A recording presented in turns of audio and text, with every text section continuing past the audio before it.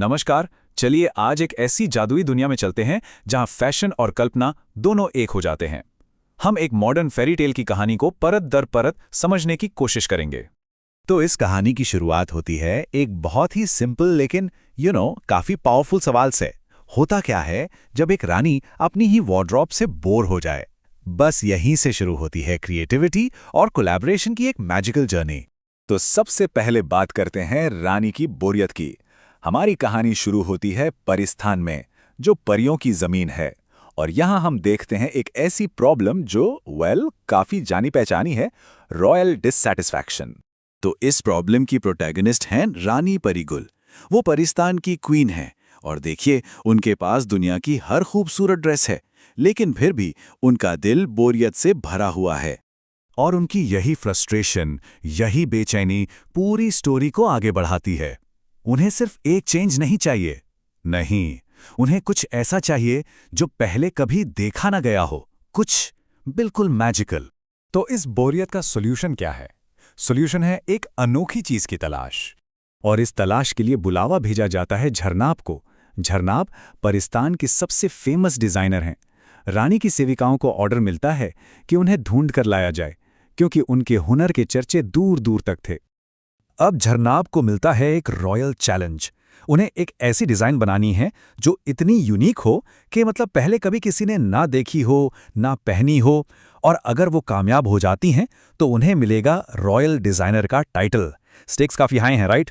तो झरनाब को ये रियलाइज होता है कि अगर सच में कुछ नया बनाना है, कुछ ट्रूली इनोवेटिव, तो उन्हें अपनी दुनिया से बाहर निकलना पड़ेगा।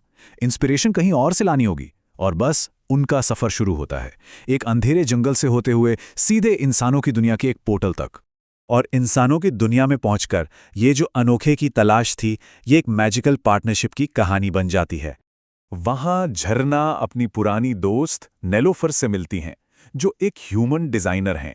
और उन्हें एहसास होता है कि उनकी इस मैजिकल प्रॉब्लम का सल्यूशन शायद ह्यूमन क्रिएटिविटी में ही छिपा है।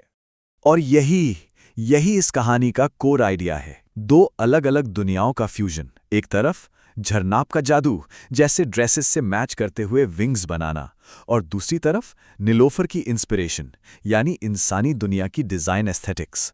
दोनों मिलकर कुछ बिल्कुल नया बना रहे थे। लेकिन उनके पास वक्त की कमी है, बहुत ज्यादा प्रेशर है।